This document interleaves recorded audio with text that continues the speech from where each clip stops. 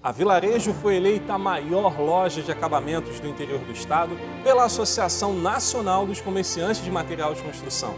Com 8 lojas e 26 anos de dedicação, o nosso compromisso com você nos deu a oportunidade de estar entre as maiores do país. E é graças a você que confia na Vilarejo para tornar o seu lar ainda mais especial que celebramos esse prêmio. Obrigado! Boa noite, gente! Estamos aqui, sejam bem-vindos para mais um Pode Sexo, Pode Tudo. Eu sou Nairacir Gervásio, médica, sexóloga e terapeuta de relacionamentos, e o nosso programa ele tem o objetivo de trazer debate, informação e conhecimento a respeito de sexualidade para pessoas cis, trans, não binárias, em relacionamentos homo, hétero, bi ou panafetivos e para jovens e adultos de todas as idades. A energia sexual é uma energia de criação e ela é para todo mundo. Bem, hoje a gente não tem convidado e eu trouxe um assunto delicado, mas de extrema importância, principalmente para os casais e para as famílias. Hoje a gente vai falar um pouquinho sobre a sexualidade e o relacionamento com a chegada dos filhos. Bem, todo mundo sabe que a chegada de um filho é um divisor de águas para um casal, né? Aquele casal, ele muda de fase com a chegada desse filho, porque várias questões vêm trazendo desafios para esse relacionamento a dois. Para a gente entender mais ou menos o que acontece em cada fase, eu trouxe mais ou menos uma divisão no período das fases para a gente ir falando aos pouquinhos sobre cada uma dessas fases, o que a gente normalmente observa em cada uma delas e o que a gente pode fazer para tentar, de alguma forma, minimizar ou passar por esses obstáculos de uma forma mais assertiva. Bom, vou mostrar aqui para vocês. Aqui no nosso slide, eu dividi da seguinte forma. A gente tem uma fase, que é uma fase de pré-concepção, que eu chamei dessa forma. A gente tem a fase da gravidez, a gente tem a fase da chegada do primeiro filho, a gente tem a fase dos filhos pequenos, depois vem a adolescência, o desprendimento, ou seja, quando esses filhos resolvem ir à vida, né, estão crescendo, estão buscando seus próprios caminhos, e a fase que eu chamo de reencontro ou separação, ou seja, esse casal ou vai conseguir passar por todas essas fases e vai ressignificar essa relação, vão voltar a ser namorados, ou eles efetivamente vão descobrir que não tem mais conexão e vão se separar. Bom, vamos começar pela primeira fase, né, pré-concepção. O casal se encontra, esse casal se apaixona e esse casal resolve criar uma família junto. E aí vamos supor, né? Claro que sempre existem os desafios desse casal, né? Porque cada um é um ser que vem de uma criação, que vem de uma família de origem, que traz as suas crenças e a sua ancestralidade da sua família de origem. Então, né, naturalmente existem uns rearranjos que eu chamo, que na verdade é saber lidar com esses conflitos que são as crenças que cada um tem diferente do outro. Né? Mas acontece que nessa fase, além de existir o apaixonamento, também tem a questão de que a maior parte do tempo os dois passam fora, ou os dois trabalham, ou não estão convivendo o tempo todo juntos. Então, os momentos em que se vive juntos são momentos de curtir, de lazer, de troca, que acabam de alguma forma facilitando lidar com essas diferenças. Bom, aí vamos supor que esse casal resolve ter um filho e essa gravidez é uma gravidez desafiadora. O que eu quero dizer com uma gravidez desafiadora? É uma gravidez que acaba não acontecendo, começam a acontecer vários abortos, ou às vezes precisa de uma fertilização in vitro. Então, enfim, é uma situação que traz bastante tensão para esse casal. E que é necessário ter a consciência dessa tensão e do que se passa, porque o que acontece? Quando chega uma fase de ovulação, esse casal que está empenhado, né, no foco desse primeiro filho, o que acontece? Ele fica tão focado nisso, em que a conexão do casal, ela passa a ficar num segundo plano. O primeiro plano é o filho. E aí o sexo ele se torna mecânico, ele se torna compulsivo numa objetividade de haver a fecundação para que aconteça esse segundo filho. Bem, eu posso falar disso de uma forma muito confortável, porque essa foi uma fase que eu pessoalmente passei, né?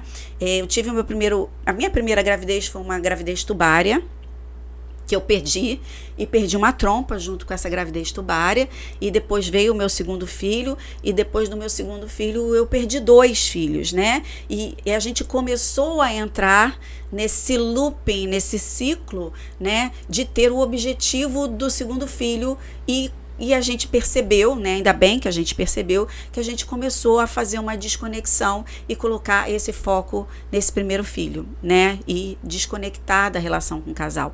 Então, se a gente torna essa percepção consciente, se a gente sabe que isso pode acontecer e a gente traz isso para o consciente, a gente consegue, de alguma forma, minimizar isso.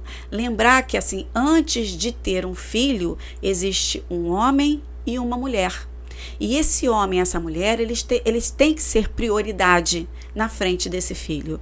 Então, o objetivo tem que ser a conexão do casal e não o filho, né? Ter essa percepção já faz toda a diferença para esse casal observar isso e colocar esse foco nessa conexão, né? Bom, passada essa fase da pré-concepção e tudo correndo bem, vamos supor, veio uma linda gravidez. Quais são os desafios dessa gravidez? O que acontece? Essa gravidez vai trazer uma série de alterações psicológicas, tanto para esse homem quanto para essa mulher. Vamos falar assim, primeiro desse homem.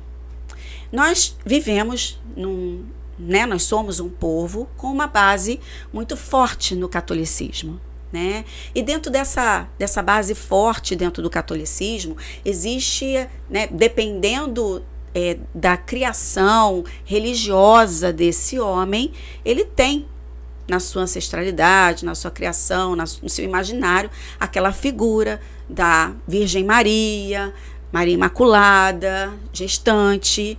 E aí, no momento em que essa gestação dessa mulher começa a aparecer, existe uma confusão dessa imagem da mulher, mãe imaculada, com a esposa. E aí, às vezes, esse homem vai ter dificuldade de ver na sua esposa a mulher e ele só consegue ver a mãe. Isso gera uma alteração na libido, o homem por si só é muito visual, a própria perda vamos dizer assim, da silhueta feminina faz uma diferença e às vezes isso gera essa confusão que pode até levar a traições nessa época por conta dessa confusão. Em alguns casos também o homem fica com medo de machucar a gestante, de machucar o bebê, né? Acha que a relação sexual pode de alguma forma prejudicar o bebê ou a mãe e aí ele se exime dessa conexão. O que acontece também em relação, claro, existem exceções, existem homens que têm fetiche de ter relações com mulheres grávidas, até porque durante a gestação, muitas vezes a mulher ela fica mais ela sempre fica mais lubrificada e isso às vezes facilita e isso gera mais desejo, mas essa é a exceção, essa não é a regra. O que acontece com a mulher de uma forma geral?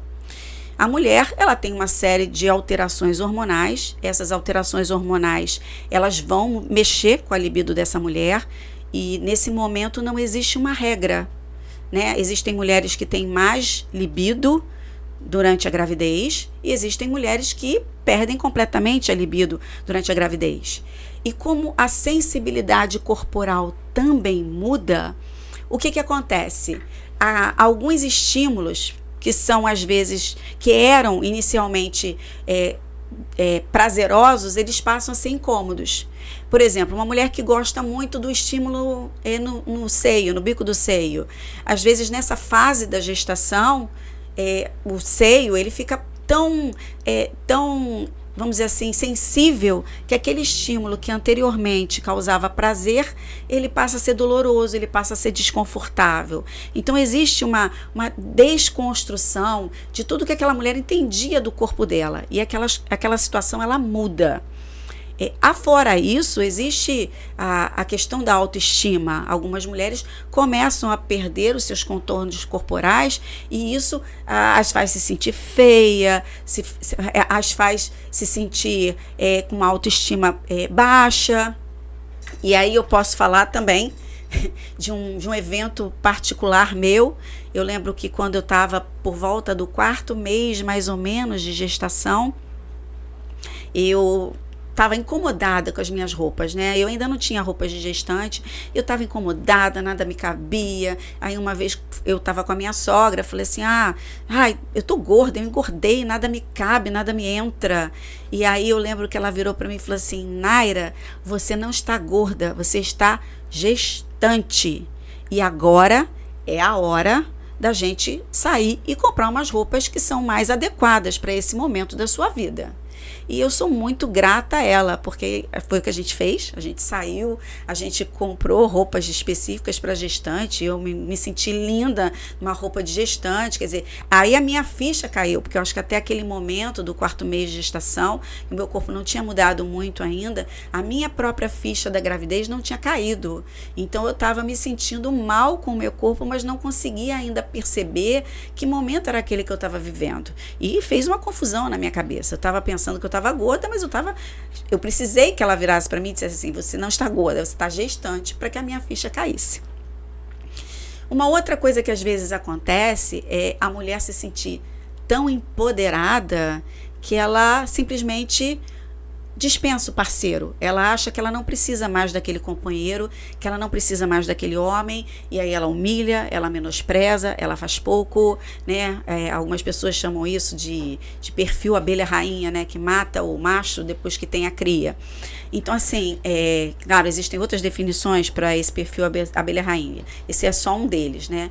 Então assim, isso também pode acontecer. Então, todos esses mecanismos, de uma forma geral, eles acabam, de alguma forma, tirando essa conexão do casal. E é importante a gente enfatizar que o sexo é o principal meio de conexão desse casal. A relação sexual é o principal meio de conexão desse casal. E esse momento, ele deve ser valorizado, ele deve ser observado.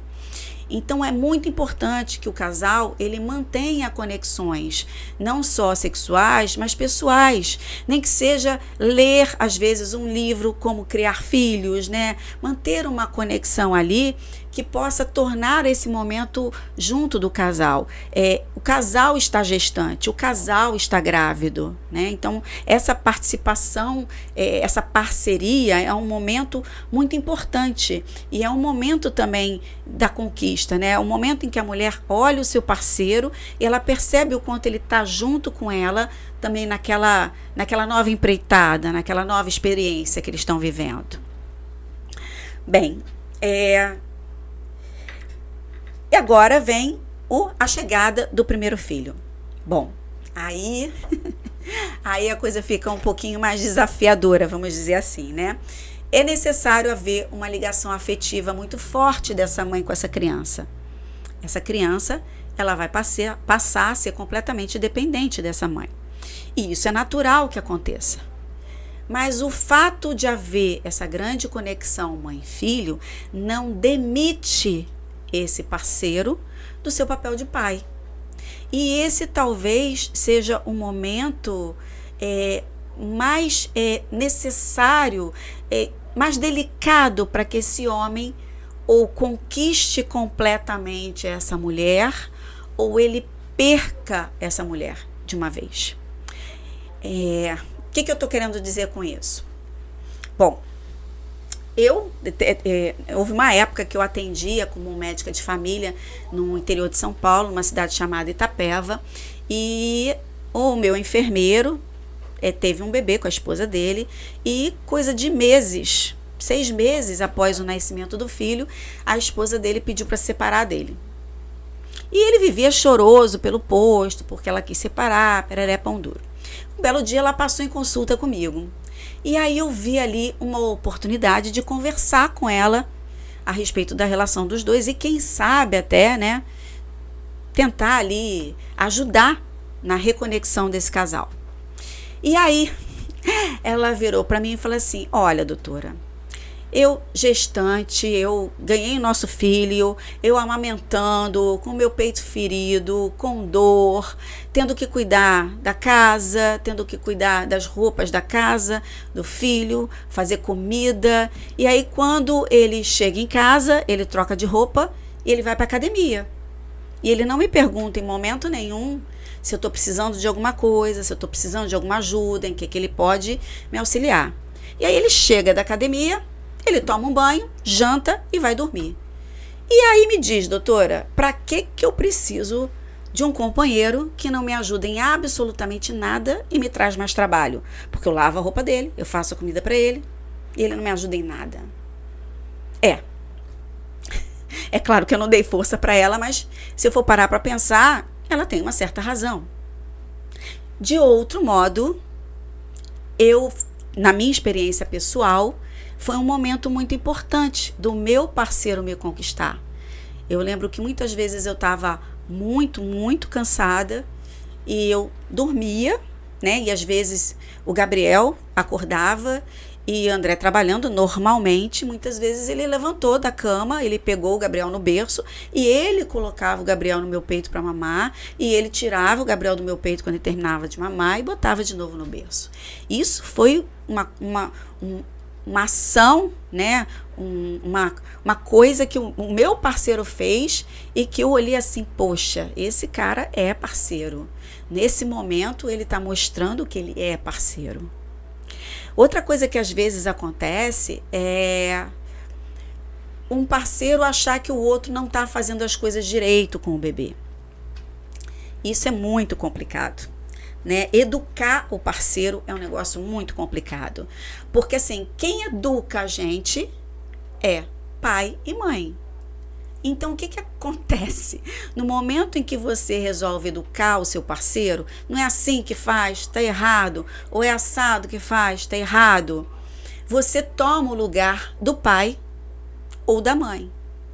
Ou seja, isso é totalmente broxante. Quem é que consegue sentir tesão pelo pai ou pela mãe? Ninguém.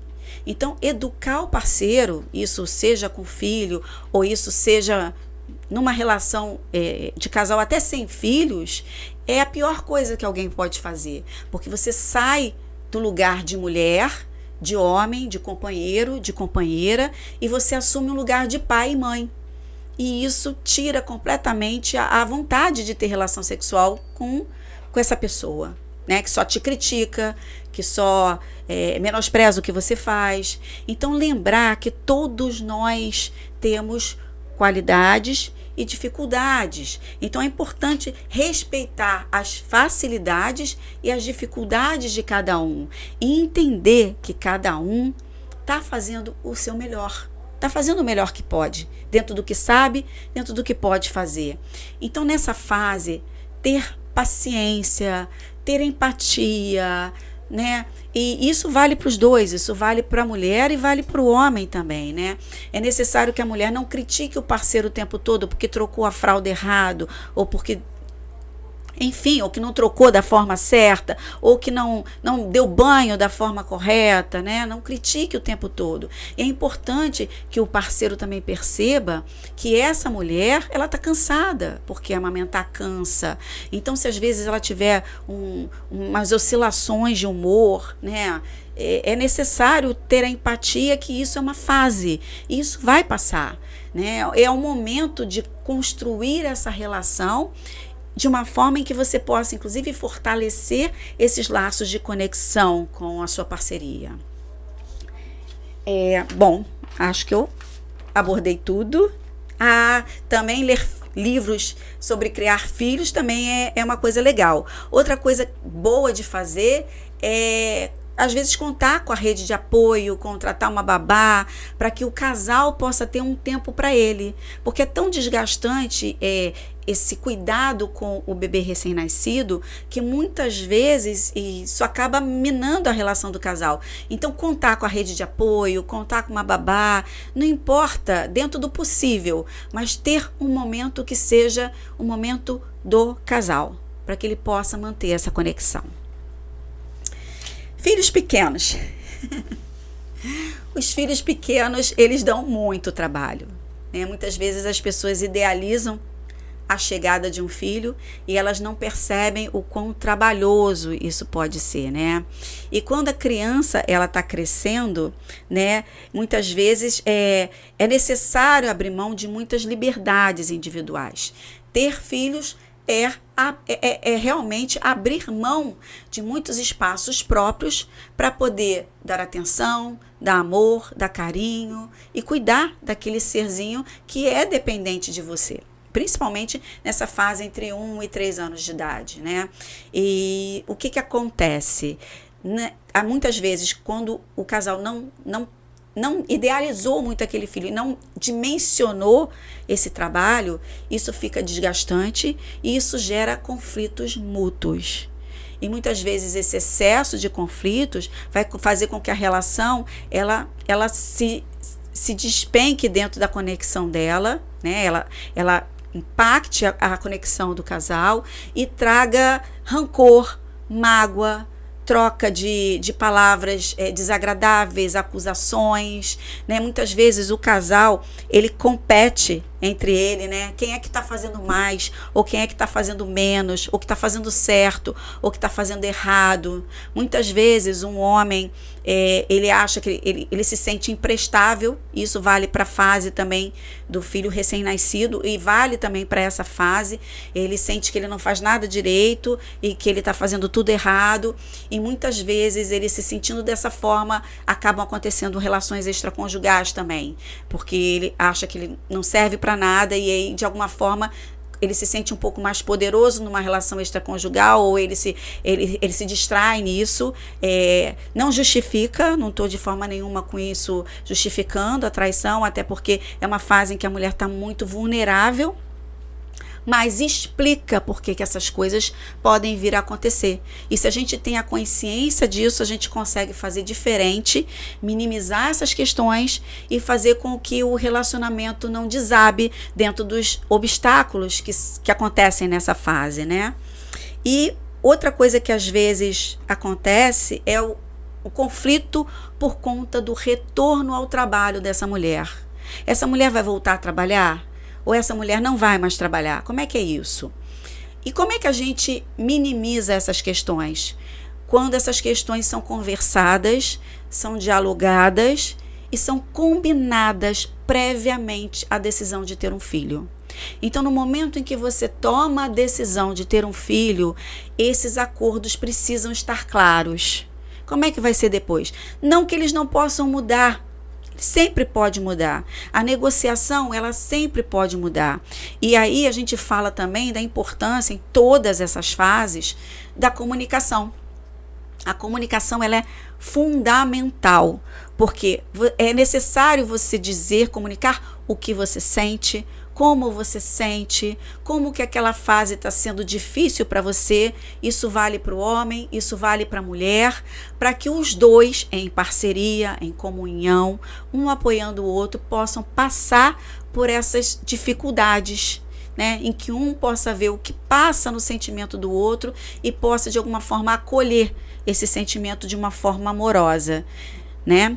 Bom, filhos crescidos, adolescente, momento de desprendimento.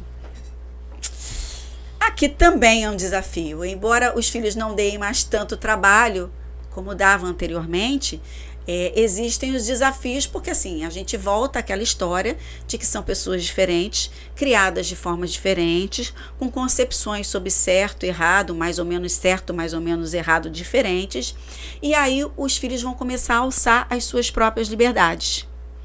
E às vezes acontece de você ter um mocinho e um vilão. Então você tem um que deixa tudo e você tem um que não deixa nada. E muitas vezes existe uma competição pela atenção dessa criança, que não é mais criança, desse adolescente que está saindo de casa. E aí o que acontece? A mãe fala mal do pai, o pai fala mal da mãe, né? Porque seu pai deixa tudo, porque sua mãe não deixa nada. Enfim, esse é o momento do casal perceber que isso é o tipo de coisa que não pode acontecer. Primeiro, o filho, ele vai alçar asas e ele vai embora mesmo, né? Quem vai ficar? É o casal, se ficar.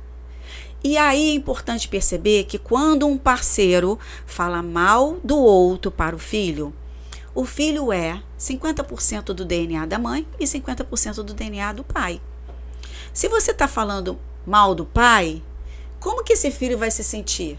Poxa, ela também está falando mal de mim, porque afinal de contas 50% de mim é do meu pai. Então falar mal do pai ou da mãe só vai fazer com que esse adolescente fique contra quem está falando mal. Ele vai ficar ressentido com isso. Isso não vai ser uma coisa boa. E isso vai criar um racha no relacionamento.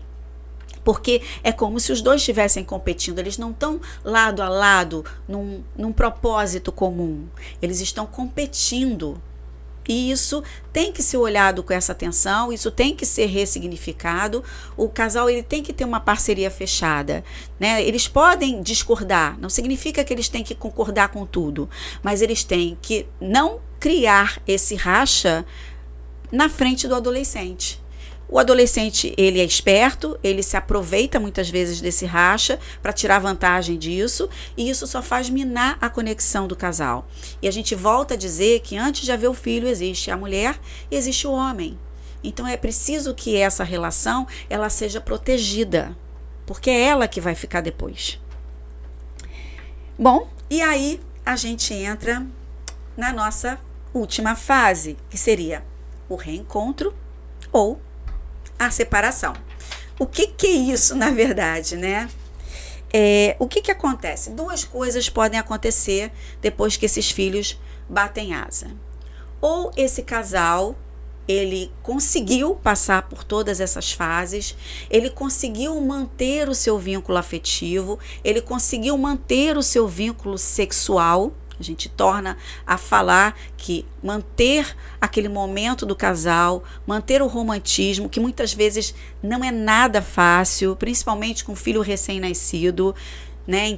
Criar momentos específicos, criar rituais para que aquele casal se reconecte, é fundamental. E passando por todas essas fases, quando chega nessa fase em que os filhos estão saindo de casa, esse casal, se ele conseguiu manter uma conexão afetiva e principalmente se ele conseguiu manter uma conexão sexual, esse casal ele volta a ser namorado. Ele volta a ter um momento único, exclusivo deles. Ele volta a ter aquela fase que eles tinham antes do primeiro filho nascer. E isso é muito gostoso, isso é muito legal. Mas se eles não conseguiram passar por todas essas fases, né? Se nesse caminhar eles se desconectaram, o que acontece? Eles chegam no final, né, nessa relação, nesse momento, e eles não se reconhecem mais. Eles não têm os mesmos amigos, eles não têm mais o mesmo gosto musical, eles não curtem os mesmos filmes, eles não curtem os mesmos livros, enfim, eles fazem caminhos diferentes e se desconectam e se percebem como estranhos, desconhecidos, morando debaixo do mesmo teto. E muitas vezes aí eles acabam realmente de vez se separando, né?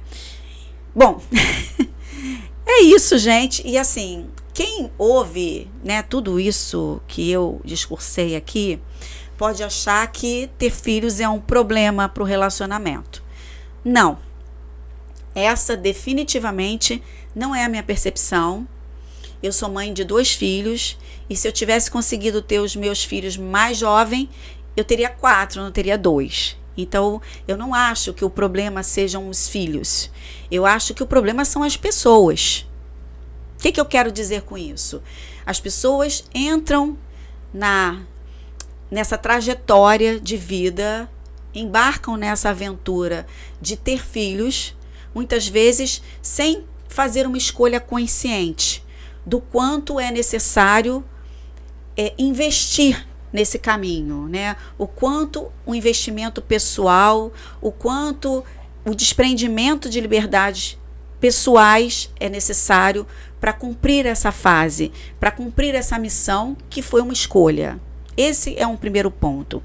Mas mais importante do que isso, o relacionamento dá muito mais trabalho do que o filho. Então, na verdade, a questão é a pessoa querer investir no seu relacionamento. Relacionamento é investimento e é um investimento diário. Então, a presença do filho é só mais um desafio e que pode fazer com que essa relação ela seja até muito mais profunda, muito mais espiritual, muito mais, vamos dizer assim, reforçada diante desses obstáculos que vêm nessa trajetória do filho. E então é investir no relacionamento. Essa é a questão central e não as dificuldades do filho que se tem com o filho, né? Então, investir no relacionamento é investir no seu parceiro diariamente, é entender que você deve ser um indivíduo melhor a cada dia para o seu parceiro, para o seu filho e para o mundo. Então, se você tem esse propósito muito claro e muito consciente na sua mente de que o seu papel é esse, é ser um parceiro, um companheiro, uma pessoa melhor a cada dia, principalmente para as pessoas que estão mais próximas de você e principalmente para o seu parceiro de vida que você escolheu, você consegue passar por essas fases de uma forma mais tranquila e você consegue manter um vínculo afetivo e sexual com a sua parceria. É fácil? Não, com certeza não é, né? Se fosse fácil, eu não estava falando disso aqui. É por isso que eu trouxe esse assunto, que é um assunto que eu considero delicado, mas extremamente importante. A gente vê muita gente infeliz no mundo porque não consegue ter uma conexão ou que perde a conexão com as suas parcerias, né, com seus amores. E eu acho que ter essa orientação, ela faz uma diferença no caminho. E tudo que eu quero é poder fazer diferença no caminho das pessoas que tentam se conectar. É isso, gente. Quem tiver dúvida, quem quiser trocar, quem quiser trazer alguma pergunta, eu fico completamente à disposição. Vocês podem deixar perguntas lá na própria Macaé Podcast, pode deixar no meu Instagram, @nairacir, né? Ou fazer contato pelo celular. Um grande beijo a todos. Espero que esse conteúdo tenha ajudado na sua trajetória de família, de filhos, de parceria, de conexão afetiva e sexual. Beijo. Eu confesso que trabalhar com sonhos não é uma tarefa fácil, mas eu posso garantir